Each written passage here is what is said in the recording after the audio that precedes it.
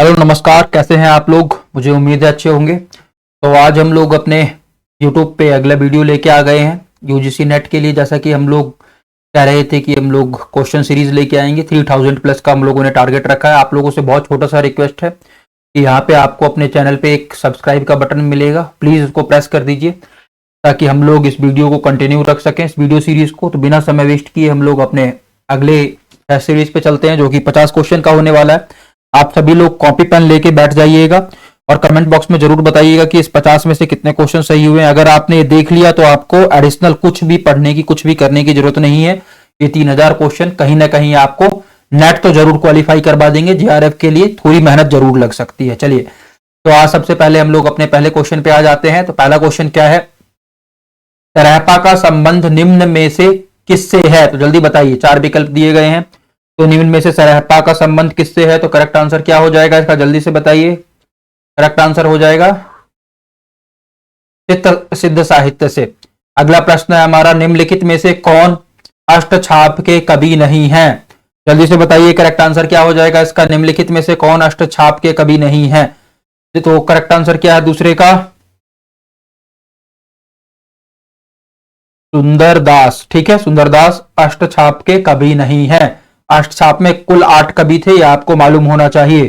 ठीक है, चलिए अगले पे बढ़ते हैं। अगला प्रश्न क्या है हमारे पास, बिहारी किस धारा के कवि हैं, रीति सिद्ध, स्वच्छंद, रीति मुक्त या रीति बद्ध। तो करेक्ट आंसर क्या हो जाएगा, जल्दी से बताइए तीसरे का, रीति सिद्ध। ठीक है, अगला प्रश्न है, प्रेमचंद किस प्रवृत्ति के उपन्यासकार हैं। जल्दी से बताइए इसका करेक्ट आंसर क्या हो जाएगा, प्रेमचंद किस प्रवृत्ति के उपन्यासकार हैं। तो चौथे का करेक्ट आंसर हो जाएगा आदर्शोन्मुख यथार्थवादी, है ना।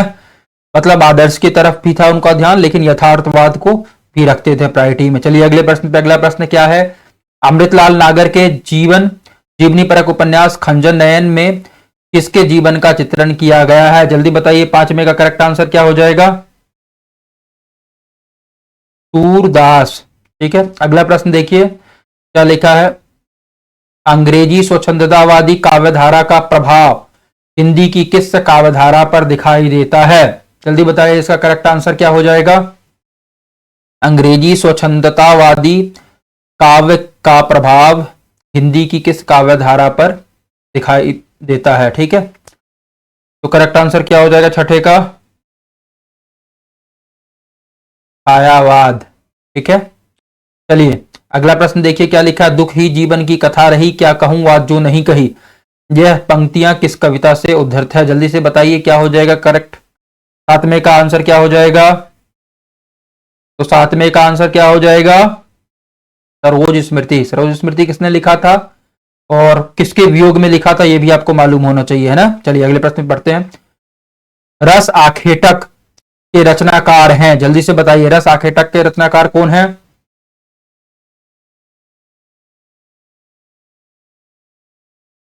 कुबेर नाथ राय।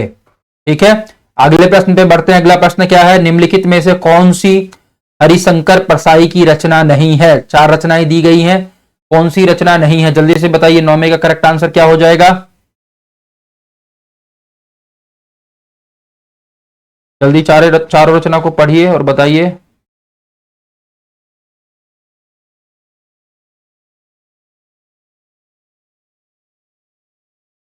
तो इसका करेक्ट आंसर हो जाएगा जीप पर सवार झिल्लियां। ठीक है, जीप पर सवार झिल्लियां। चलिए अब अगले प्रश्न पे बढ़ते हैं। अगला प्रश्न क्या है हमारे पास, एक बूंद सहसा उछली किस विधा की रचना है। जल्दी से बताइए, 10वें का करेक्ट आंसर क्या हो जाएगा, एक बूंद सहसा उछली किस विधा की रचना है। यात्रा वृतांत। 11वां देखिए क्या है, आलोचक के मुख से किस आलोचक के व्याख्यानों का संकलन है। जल्दी से बताइए, 11वें का करेक्ट आंसर क्या हो जाएगा, नामवर सिंह। अब हम लोग अगले प्रश्न पे बढ़ते हैं अपने। तो अगला प्रश्न क्या है, जल्दी देखिए, समय देवता किस विधा की कविता है, किस कवि की कविता है, सॉरी विधा नहीं। 12वें का करेक्ट आंसर क्या हो जाएगा, नरेश मेहता। ठीक है। 13वां क्वेश्चन देखिए, ऑफ ग्रामेटोलॉजी के लेखक कौन है? 13वें का करेक्ट आंसर क्या हो जाएगा? जॉक देरिदा। 14वां क्वेश्चन देखिए क्या बोला गया है, निम्नलिखित में से कौन मार्क्सवादी आलोचक नहीं है? जल्दी से बताइए कौन मार्क्सवादी आलोचक नहीं है। 14वें का करेक्ट आंसर क्या होगा? रामस्वरूप चतुर्वेदी। बाकी तीनों मार्क्सवादी आलोचक हैं। ठीक है, रामस्वरूप चतुर्वेदी जो है वो नहीं है। चलिए अब अगले प्रश्न पे बढ़ते हैं। अगला प्रश्न क्या है? मेरे राम का मुकुट भीग रहा है, किसकी रचना है? जल्दी से बताइए। 15वां, मेरे राम के मुकुट भीग रहा है, किसकी रचना है? विद्यानिवास मिश्र। ठीक है। अगला प्रश्न, निम्नलिखित में से कौन सी आलोचना कीर्ति विजयदेव नारायण शाही की है? जल्दी से बताइए। 16वें का करेक्ट आंसर क्या हो जाएगा? निम्नलिखित में से कौन सी आलोचना कीर्ति विजयदेव नारायण शाही की है? जल्दी से बताइए। जायसी है ना, जायसी उन्होंने लिखा था। 17वां प्रश्न देखिए क्या लिखा है, खड़ी बोली के विकास में फोर्ट विलियम कॉलेज की विशिष्ट योगदान क्या है? क्योंकि यहां पे 3 विकल्प दिया गया है। अंग्रेजों ने खड़ी बोली के विकास को प्रमुखता दी, खड़ी बोली के प्रशिक्षण से विविध साहित्य विधाओं का सृजन हुआ, खड़ी बोली में साहित्यिक लेखन युग की आवश्यकता थी। तो करेक्ट आंसर क्या हो जाएगा 17वें का? जल्दी से बताइए।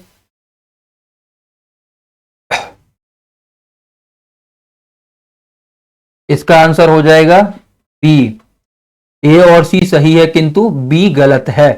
अगला प्रश्न देखिए, यहां पे फिर 2 स्टेटमेंट है। ब्रज भाषा में गीतात्मकता स्वाभाविक रूप से आ जाती है। दूसरा स्टेटमेंट है, ब्रज भाषा में पुरुष वर्णों का अभाव है। तो करेक्ट आंसर क्या हो जाएगा 18वें का? दोनों में से क्या सही है गलत है आपको बताना है। ए कुछ हद तक सही है, आंशिक सही है, और बी सही है ना। चलिए अगला प्रश्न देखते हैं। अगला प्रश्न क्या है, नई कविता में नए मनुष्य की प्रतिष्ठा हुई है। दूसरा स्टेटमेंट है, नई कविता में व्यक्त मनुष्य का द्वंद्व अंशतः आयातित है। करेक्ट आंसर क्या हो जाएगा 19वें का? जल्दी से बताइए। करेक्ट आंसर हो जाएगा इसका बी। ए और बी दोनों सही है। चलिए अगला प्रश्न, छायावाद की निम्नलिखित विशेषताएं हैं। फिर यहां पे 4 स्टेटमेंट दे रखा है, आपको करेक्ट बताना है क्या है इसमें से। आत्मानुभूति की अभिव्यक्ति, साम्राज्यवाद के प्रति विद्रोह, सौंदर्य के प्रति अत्यधिक आकर्षण, छायावाद रहस्यवाद का पर्याय है। ठीक है, तो अब यहां पे 4 विकल्प दिया गया है, चारों में से सही विकल्प चुनना है। जल्दी से बताइए क्या हो जाएगा? डी। ए बी और सी तो सही है। ठीक है, और डी एक तरीके से सही कहा जा सकता है, पूरी तरीके से उसको सही नहीं कह सकते हैं। ठीक है, चलिए अगला प्रश्न देखते हैं। निम्नलिखित इतिहास ग्रंथों का काल क्रम अनुसार सही क्रम क्या है? तो यहाँ पे इतिहास ग्रंथ दे रखा है, उसका बताना सही क्रम क्या है। जल्दी से बताइए सही क्रम क्या हो जाएगा?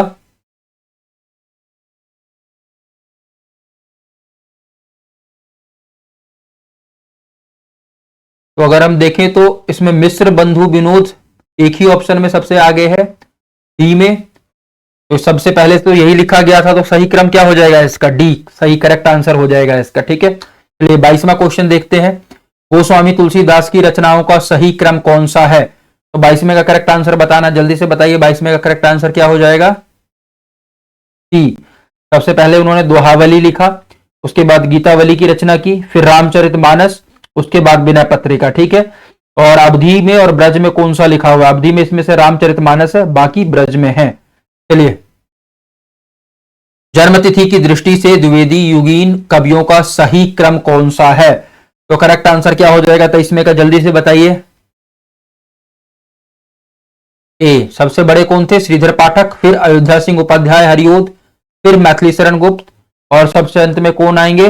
राम नरेश त्रिपाठी। चलिए अगले प्रश्न पे बढ़ते हैं। अगला प्रश्न देखिए ध्यान से क्या लिखा हुआ है।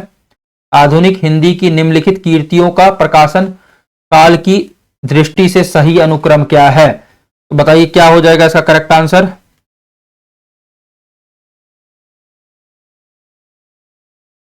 तो अब इसमें का करेक्ट आंसर हो जाएगा आपका जल्दी से बताइए क्या होगा।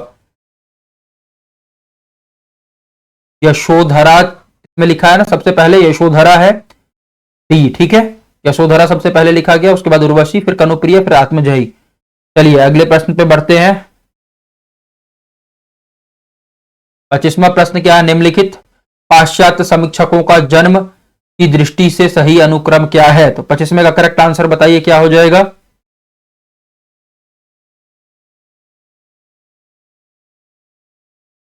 बी, ठीक है। पाश्चात्य समीक्षकों का जन्म की दृष्टि से सही अनुक्रम, सबसे पहले प्लेटो, फिर अरस्तु, फिर लोजाइनस, फिर कॉलरज, ठीक है। अगले प्रश्न पे हम लोग बढ़ते हैं। देखिए अगला प्रश्न क्या है, प्रकाशन वर्ष की दृष्टि से निम्न पत्रिकाओं का सही क्रम क्या है। 26वें का करेक्ट आंसर बताना, जल्दी से बताइए क्या हो जाएगा। ए, सबसे पहले कवि वचन सुधा, फिर सरस्वती, फिर चांद, फिर हंस। 27वां देखिए, निम्नलिखित उपन्यासों का प्रकाशन दृष्टि से सही अनुक्रम कौन सा है। जल्दी से बताइए क्या हो जाएगा 27वें का करेक्ट आंसर। करेक्ट आंसर हो जाएगा इसका डी, सबसे पहले झूठा सच, उसके बाद आप देखेंगे तो आधा गांव, तमस, फिर सूखा बरगद। चलिए 28वें प्रश्न पे आते हैं। 28वां प्रश्न क्या है, निम्नलिखित कवियों का सही क्रम क्या है। जल्दी से बताइए 28वें का करेक्ट आंसर क्या हो जाएगा। तो सबसे पहले केशव दास किस में है, डी में। करेक्ट आंसर इसका डी हो जाएगा, ठीक है, क्योंकि बाकी सब केशव दास से छोटे थे। चलिए अगले प्रश्न पे बढ़ते हैं। क्या है 29वां, निम्नलिखित काव्यों का सही अनुक्रम कौन सा है। जल्दी से बताइए क्या हो जाएगा, निम्नलिखित काव्यों का सही अनुक्रम कौन सा होगा।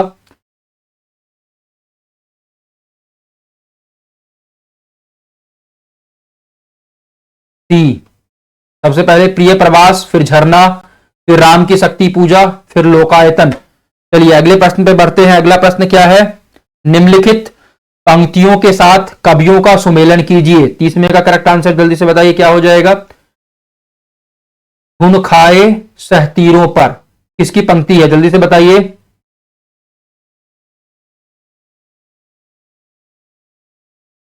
घुन खाए सहतीरों पे किसकी पंक्ति है, नागार्जुन की।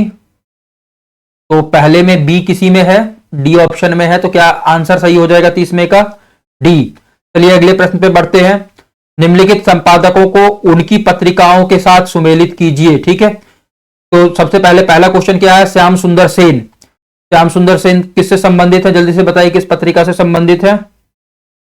समाचार सुधा वर्षन। पहले का दो किस में है, दो में है, तो हमें फिर अगला ऑप्शन भी देखना पड़ेगा। राजा लक्ष्मण सिंह, राजा लक्ष्मण सिंह किससे संबंधित है, प्रजा हितैषी। राजा आ गया तो प्रजा भी आ गया है ना। तो फिर दूसरे का चार किसमें है, ये एक ही ऑप्शन में है जो कि है ए, तो इसका करेक्ट आंसर क्या हो जाएगा, करेक्ट आंसर हो जाएगा इसका ए। चलिए अगले प्रश्न पे बढ़ते हैं। 32वां प्रश्न देखिए क्या है, निम्नलिखित पत्रिकाओं को उनके प्रकाशन वर्ष के साथ सुमेलित कीजिए। तो सबसे पहले देखते हैं सार सुधा निधि का प्रकाशन वर्ष कब का है, जल्दी से बताइए। 32वें का करेक्ट आंसर क्या हो जाएगा।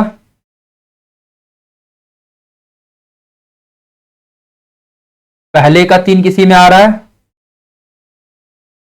डी में आ रहा है, तो ये करेक्ट आंसर हो जाएगा। चलिए 33वें प्रश्न को देखते हैं। निम्नलिखित आलोचनात्मक कीर्तियों को उनके लेखकों के साथ सुमेलित कीजिए। दूसरी परंपरा की खोज किसकी रचना है, जल्दी से बताइए। दूसरी परंपरा की खोज नामवर सिंह की रचना है ना। तो अब नामवर सिंह की रचना है ये। तो सबसे पहले हम देखते हैं ए का दो किसी में है, तो दो ऑप्शन में है, तो अब दूसरा भी हमें देखना पड़ेगा। तो नए साहित्य का सौंदर्य शास्त्र, ये किसकी रचना है, जल्दी से बताइए। नए साहित्य का सौंदर्य शास्त्र, तो मुक्ति बोध है क्या, मुक्ति बोध है तीसरे नंबर पे। तो दूसरे का 3, ये ऑप्शन सिर्फ ए में है, तो इसका करेक्ट आंसर क्या हो जाएगा, ए हो जाएगा, है ना। 34वां देखिए, 34वां क्या है, निम्नलिखित कथनों को उनके लेखकों के साथ सुमेलित कीजिए। करुणा दुखात्मक वर्ग में आने वाला मनोविकार है, ये किसका स्टेटमेंट है, जल्दी से बताइए। रामचंद्र शुक्ल। तो पहले का 3 एक में ही है, बी में, तो करेक्ट आंसर क्या हो जाएगा 34वें का, बी। चलिए 35वें पे हम लोग बढ़ते हैं। अगला प्रश्न क्या है, निम्नलिखित कीर्तियों को उनकी विधा के साथ सुमेलित कीजिए। लहरों का राजहंस, लहरों का राजहंस किसकी कौन सी कीर्ति है, नाटक है एक तरीके से, ठीक है। उसके बाद हम लोग बात करते हैं तो क्या है, आधा गांव। आधा गांव क्या है, उपन्यास। उसके बाद हम लोग बात करते हैं तुम चंदन हम पानी। तुम चंदन हम पानी क्या है, निबंध। उसके बाद हम लोग बात करते हैं मुर्दहिया। मुर्दहिया क्या है, आत्मकथा। तो इसका करेक्ट आंसर इस हिसाब से क्या हो जाना चाहिए, करेक्ट आंसर इसका ऑप्शन देख लेते हैं। इसका करेक्ट आंसर हो जाएगा डी। चलिए अगले प्रश्न पे बढ़ते हैं। अगला प्रश्न देखिए क्या है, निम्नलिखित उपन्यासों को उनके पात्रों के साथ सुमेलित कीजिए। जल्दी से बताइए 36 में का करेक्ट आंसर क्या हो जाएगा। गबन किस उपन्यास का पात्र है, गबन का पात्र कौन सा है यहां पे, जल्दी से बताइए।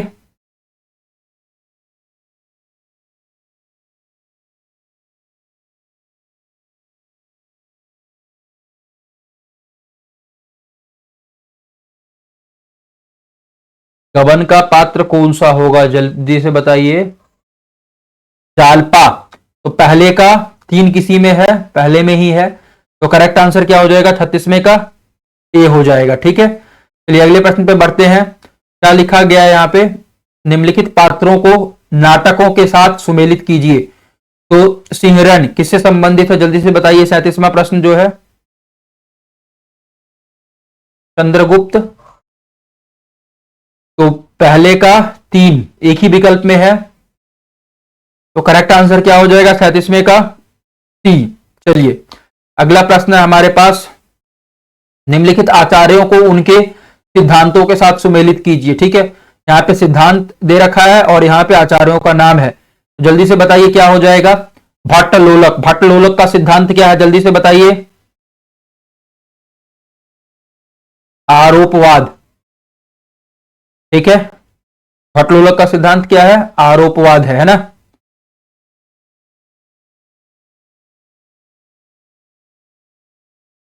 तो पहले का चार किसी में है, दो में है, ए और सी में, तो अगला देखना पड़ेगा संकुक। संकुक का क्या है, अनुमितिवाद। दूसरे का तीन एक में ही है, इसका करेक्ट आंसर क्या हो जाएगा ए।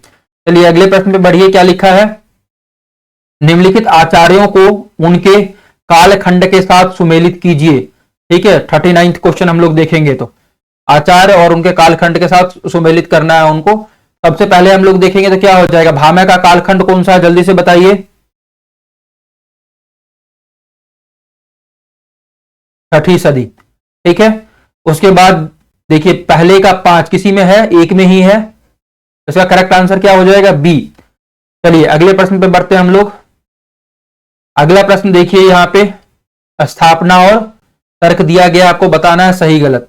किसी व्यक्ति का लोभ उस व्यक्ति से केवल बाह्य संपर्क रखकर ही तुष्ट नहीं हो सकता, उसके हृदय का संपर्क भी चाहता है। अब तर्क क्या बोला गया है, लोभ प्रेम का मूल है, तो करेक्ट आंसर क्या हो जाएगा 40वें का, जल्दी से बताइए। सी। पहला जो स्थापना है सही है, तर्क गलत है। फिर देखिए स्थापना है, भरत मुनि के अनुसार अस्थाई भाव ही रस रूप में परिणत होता है। तर्क है, उनके प्रसिद्ध रस सूत्र में अस्थाई भाव का स्पष्ट उल्लेख है। तो 41वें का करेक्ट आंसर क्या हो जाएगा, जल्दी से बताइए। दोनों ही गलत है, ठीक है। चलिए आगे बढ़ते हैं। 42वां है, बिनु पग चले सुने बिनु काना। असंगति अलंकार का उदाहरण है। असंगति अलंकार में कारण के बिना कार्य हो जाता है, तर्क दिया गया है। तो करेक्ट आंसर क्या हो जाएगा 42वें का। 42वें का करेक्ट आंसर क्या होगा, जल्दी से बताइए। ए गलत लिखा गया है ना। कौन सा अलंकार है यहां पे, विभावना अलंकार है। चलिए 43 अगला प्रश्न देखते हैं। भाषा वैज्ञानिकों की दृष्टि में हिंदी और उर्दू अलग अलग भाषाएं हैं। तर्क, उनका व्याकरण एक ही है, ठीक है। तो अब बताइए 43 का क्या हो जाएगा करेक्ट आंसर। 43 की जब मैं बात करता हूं, सी स्थापना गलत है, तर्क सही है। अब अब स्थापना देखिए, मैथिली संविधान की 8वीं अनुसूची में शामिल भाषा है। इसके शामिल होने से हिंदी भाषाओं की संख्या में वृद्धि हुई है। 44 में का करेक्ट आंसर क्या हो जाएगा, जल्दी से बताइए। टी। किसी नए भाषा के शामिल होने से जो मूलतः पहले से भाषा चला आ रहा है और वहां का दूसरा कॉमन लैंग्वेज है या पहला है, उसमें गिरावट आता है, वृद्धि नहीं होता। ठीक है, अगले प्रश्न पे बढ़िए। अगला प्रश्न क्या है, हमारे मत में हिंदी और उर्दू दो बोली न्यारी न्यारी है। यह कथन शिव प्रसाद सितारे हिंद का है। यह कथन ईस्ट इंडिया कंपनी की भाषा नीति के विरुद्ध है। 45 में का करेक्ट आंसर क्या हो जाएगा, जल्दी से बताइए। टी। दोनों ही गलत है। चलिए अब आगे बढ़ते हैं अपने अगले प्रश्न पे। यहां पे आपको एक गद्यांश दिया गया है, उसको ध्यान से पढ़ लेना है, उसी के आधार पे उत्तर देना है। जब गद्य को हम लोग पढ़ लेंगे तब उत्तर दे पाएंगे आसानी से। तो क्या दे रखा है, यूरोपीय उपन्यास के विकास में पूंजीवादी अर्थतंत्र और मध्यम वर्ग का योगदान बहुत महत्वपूर्ण माना जाता है और अक्सर इस अवधारणा को हिंदी उपन्यास के इतिहास पर भी चस्पा कर दिया जाता है, पर हिंदी क्षेत्र की परिस्थितियों को देखते हुए हिंदी उपन्यास के संबंध में इस सामान्यीकरण को संगत नहीं माना जा सकता। 1870 से 90 की अवधि में हिंदी क्षेत्र में न तो पूंजीवादी अर्थतंत्र का कोई वर्चस्व था, न ही कोई मजबूत मध्य वर्ग वजूद में आ रहा था, पर यह अधिकतर अहिंदी भाषी, विशेष रूप में बांग्ला भाषी था। दरअसल हिंदी उपन्यास हिंदी भाषी जनता की राष्ट्रीय आकांक्षाओं की अभिव्यक्ति था। तो चलिए पहला प्रश्न देखते हैं। पूंजीवाद, अर्थतंत्र और मध्य वर्ग ने साहित्य की किस विधा के विकास में महत्वपूर्ण योगदान दिया? तो करेक्ट आंसर 46 का क्या हो जाएगा, यूरोपीय उपन्यास के। ठीक है, चलिए अगला प्रश्न देखते हैं। हिंदी उपन्यास के संबंध में किस सामान्यीकरण को संगत नहीं माना जा सकता? तो 47 में का करेक्ट आंसर क्या हो जाएगा, हिंदी उपन्यास पूंजीवाद की देन है। अगला प्रश्न देखिए, 1870 से 90 की अवधि में हिंदी क्षेत्र में किस अर्थतंत्र का वजूद नहीं था? 48 में का करेक्ट आंसर क्या हो जाएगा, जल्दी से बताइए। टी, पूंजीवादी अर्थतंत्र का। 49वां प्रश्न देखिए, 49वां प्रश्न क्या है, 1870 से 90 की अवधि में भारत किसके चंगुल में तड़फड़ा रहा था? तो 49वें का करेक्ट आंसर क्या हो जाएगा, ब्रिटिश उपनिवेशवाद के। चलिए अंतिम प्रश्न आज का हमारा है, हिंदी उपन्यास किसकी राष्ट्रीय आकांक्षाओं की अभिव्यक्ति था? तो करेक्ट आंसर जल्दी से बताइए क्या हो जाएगा, 50वें का करेक्ट आंसर हो जाएगा ए। ठीक है, तो यहां पे हमारा खत्म होता है। और आप लोग प्लीज एक बात बताते चलिएगा कि आपके 50 में से कितने नंबर बन रहे हैं। जो 50 नंबर का यहाँ पे 50 क्वेश्चन का, माफ करिएगा, 50 क्वेश्चन का जो एक हम लोगों ने टेस्ट यहाँ पे किया है, जो क्वेश्चन देखा है, उसमें से आपके कितने नंबर बन रहे हैं ये आपको बताना है। ठीक है, इससे मालूम चलेगा कि आपका प्रोग्रेस कितना है। अगर आपका अभी 30 से ज्यादा बन रहा है, 30 प्लस बन रहा है, तो कहीं ना कहीं आप अच्छी स्थिति में है और इसको प्रोग्रेस की तरफ लेके जाइए। जैसे जैसे ये प्रोग्रेस होगा वैसे वैसे हम लोग आगे की तरफ बढ़ेंगे। आप लोगों से बहुत छोटा सा रिक्वेस्ट है कि अपने प्रोग्रेस को खुद असिस्ट करते रहिए, इससे मालूम चलेगा कि क्या प्रोग्रेस है आपका। तब तक के लिए बेस्ट ऑफ लक, मिलते हैं अगले टेस्ट में। और प्लीज सब्सक्राइब करना मत भूलिएगा, आप लोगों से बहुत छोटा सा रिक्वेस्ट है।